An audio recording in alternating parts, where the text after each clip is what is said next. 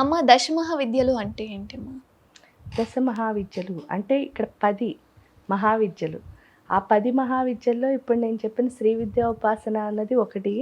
ఈ 10 ఏంటి అంటే అసలు ఎలా పుట్టాయో ఫస్ట్. ఎందుకు అంటే అవి అసలు ఎలా వచ్చాయి భూమి మీదకి, మనకందరికీ ఎలా తెలిసాయి అని అనుకున్నప్పుడు దక్ష ప్రజాపతి మీకు తెలుసు. ఆ దక్ష ప్రజాపతి సతీదేవి కింద అమ్మవారు ఉన్నప్పుడు శివయ్య సతీదేవి భార్యాభర్తలు. ఆయనకి ఏంటంటే 28 మంది కూతుళ్ళు. ఆ 28 మందిలో ఫస్ట్ ఆవిడ సతీ అమ్మవారు. మిగతా 27 నక్షత్రాలు అశ్విని మొదలుకొని మనకి తెలుసు, అశ్విని భరణి కృత్తిక రోహిణి, ఈ 27 నక్షత్రాలని చంద్రుడికి భార్యల కింద చేసి ఫస్ట్ అమ్మాయిని మాత్రం శివయ్యకి భార్య కింద ఇచ్చారట దక్ష ప్రజాపతి. ఆ ఇచ్చినప్పుడు ఏమైంది అంటే ఆయన చాలా ఒక పెద్ద యజ్ఞం చేయాలని తలపెడతారు. ఆ యజ్ఞం చేయడానికి కూడా ఇంటెన్షన్ ఏంటి అంటే ఏ సభకు వెళ్ళినా సరే దేవతల సభకి శివుడు వచ్చే వరకు అంటే శివయ్య వచ్చే వరకు ఏం చేస్తున్నారట, దక్ష ప్రజాపతిని అందరూ గౌరవించేవారట. ఈయన రాగానే ఫస్ట్ పీట శివయ్యకి వేసేవారట. ఈయన మామగారు కదా, ఆయనకి అది కొంచెం నచ్చేది కాదు.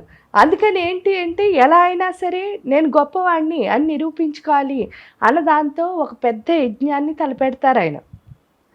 తలపెట్టి మొత్తం అందరినీ అంటే అన్ని లోకాల నుంచి అందరినీ పిలుస్తారట. ఒకే ఒక్కళ్ళని పిలవరు. ఆ పిలవంది ఎవరు అంటే శివయ్యని అమ్మవారిని.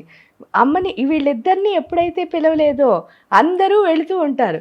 వెళ్తూ మీ నాన్నగారు అంత పెద్ద యజ్ఞం చేస్తున్నారు కదా అని ఆ నోట ఈ నోట అమ్మ వింటుంది. విన్న తర్వాత అమ్మ ఏమంటుందంటే ఆయన దగ్గరికి వెళ్ళి నేను ఎలాగైనా వెళ్ళాలి అని అంటే మన పిలవలేదు కదా అని చెప్తారట. చెప్తే ఈవిడ ఏమంటుందిట అంటే మా నాన్న నన్ను పిలవాలా, నేను పెద్ద కూతుర్ని, అందరూ వచ్చి నేను లేకపోతే బాగుంటుందా, కాబట్టి నేను వెళతాను అని చెప్పినప్పుడు శివయ్య చెప్తారట ఏమని అంటే నువ్వు ఇప్పుడు ఆయన కూతురు కాదు, నా భార్యవి, నన్ను పిలవలేదు కాబట్టి వెళ్ళకూడదు. అయినా సరే అమ్మ ఏంటంటే అసలు వెళ్తానని వాదోపవాదాలు అవుతాయి. అయ్యేసరికి ఇంక గొడవ పెరుగుతుందని చెప్పేసి శివయ్య అక్కడి నుంచి లేస్తారట. లేస్తే అమ్మ కోపం వస్తుంది. ఏంటి అంటే శక్తి లేకపోతే శివుడు కూడా శివుడే కదా. అంటే ఈ దశమహావిద్యల్లో ఎవరెవరికి ఏ విధంగా పూజ చేసుకోవాలమ్మా ఇంట్లో? అందరికీ ఎవరైనా వాళ్ళ అమ్మలే. వీళ్ళకి ఇలా చేయాలి అని లేదు. కాకపోతే ఏంటి అంటే ఆచారం ప్రకారం పద్ధతులు మారుతాయి. మనం తప్పకుండా కావాల్సిందైతే ఈ విద్యల్లో ఏ విద్య నేర్చుకోవాలని, ఈ విద్యలను కాదు అసలు ఏ విద్య నేర్చుకోవాలన్నా గురువు తప్పనిసరి. ఆ గురువు దగ్గరికి వెళితే వాళ్ళ ఆచారం ప్రకారం వాళ్ళు ఏం చెప్పారో ఆ విధి విధానాన్ని మనం ఫాలో అవ్వాల్సి వస్తుంది. అమ్మ ఇప్పుడు అష్టాదశ శక్తి పీఠాలు ఏవైతే ఉన్నాయో ఇప్పుడు మీరు చెప్పిన విధానంలో పార్వతీదేవి అక్కడికి వెళ్ళడం ద్వారా దాని తర్వాత ఏం జరుగుతుంది, అసలు అష్టాదశ శక్తి పీఠాలు ఏ విధంగా ఏర్పడ్డాయి, వాళ్ళు ఎవరెవరు అన్నది ఒకసారి. అష్టాదశ శక్తి పీఠాలు ఇక్కడ ఏం జరిగింది అంటే అమ్మవారు ఏమవుతుంది వెళ్ళిపోతారు. ఈ శివయ్యతో అయిపోయిన తర్వాత ఇంకా ఆవిడ అక్కడికి వెళుతుంది.